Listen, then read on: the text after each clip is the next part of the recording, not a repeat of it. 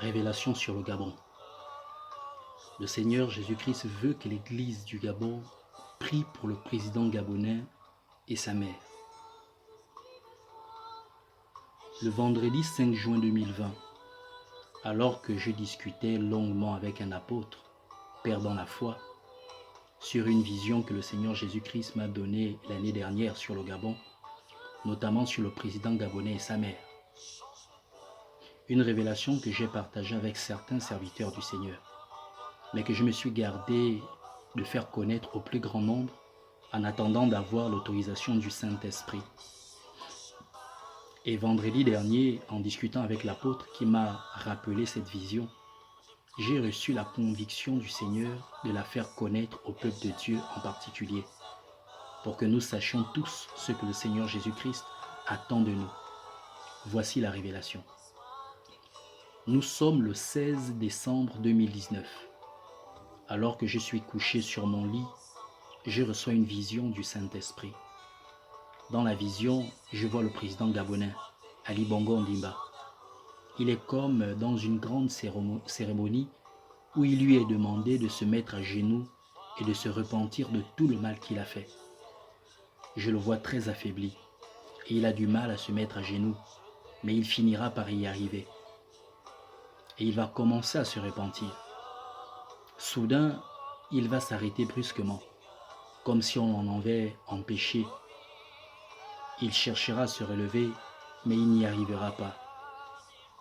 Alors quelqu'un viendra pour l'aider à se relever, mais même cette personne n'arrivera pas à le relever. Et la vision prit fin. Aussitôt, je reçois une deuxième vision. Cette fois-ci, elle concerne sa mère, Patience Dabani, que l'on appelle affectueusement la maman. Elle est très malade et affaiblie. Elle sera conduite aussi dans une grande cérémonie où il lui sera demandé de se mettre à genoux comme son fils et de se repentir de tout le mal qu'elle a fait. Elle essaiera, avec l'aide de quelques proches, de se mettre à genoux pour se repentir, mais elle n'arrivait pas à le faire. Alors je la vois s'écrouler et vomir. Aussitôt quelqu'un se met à crier en disant « Aidez-la, amenez-la rapidement à l'hôpital car elle est en train de faire un AVC. » Mais les gens autour d'elle étaient indifférents. Ils s'en foutaient en fait. Sa famille s'agitait autour d'elle, mais aucun d'entre eux ne pouvait l'aider car ils n'avaient pas les moyens de le faire. C'est alors qu'elle mourra. Voici l'explication que m'a donnée le Saint-Esprit. Malgré tout ce que les gens peuvent dire ou penser contre le président gabonais Ali Bongo Ondimba et sa mère Patience Dabani, notre Seigneur et Sauveur Jésus-Christ les aime. C'est pour eux également qu'il a donné sa vie. Quel que soit le mal qu'ils ont pu faire, le Dieu Tout-Puissant, Créateur des visibles et des invisibles, les aime et veut leur salut. C'est pourquoi le Seigneur Jésus-Christ les appelle à la repentance, afin que sa grâce leur soit accordée. Dans le livre d'Ézéchiel, chapitre 18, verset 23, le Seigneur est clair. Il veut la vie du pécheur et non sa mort.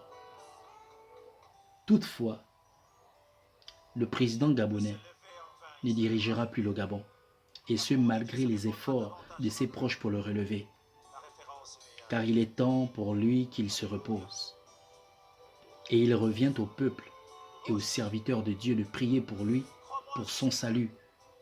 Ainsi donc, il ne nous appartient pas de le condamner.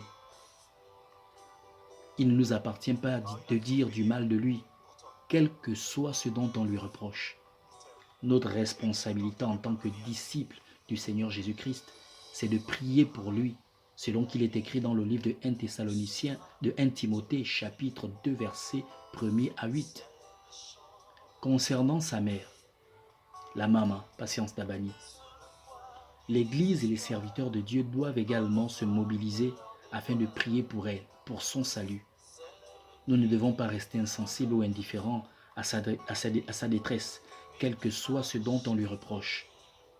Le Seigneur Jésus-Christ, dans l'évangile de Jean, chapitre 8, verset 7, nous rappelle que nous n'avons pas le droit de condamner ceux qui font le mal, car nous aussi, nous marchons autrefois dans le mal. Nous devons plutôt manifester de la compassion, de l'amour envers elle, dans la prière pour qu'elle puisse se repentir et trouver la voie du salut en Jésus-Christ. Actuellement, cette femme est seule, livrée à elle-même. Ses proches ne peuvent pas l'aider. Mais l'Église de Jésus-Christ, par le Saint-Esprit, a le pouvoir de l'aider par des prières persévérantes. Car le Seigneur Jésus-Christ veut qu'elle se repente de tout le mal qu'elle a fait et qu'elle soit sauvée. Que Dieu vous bénisse.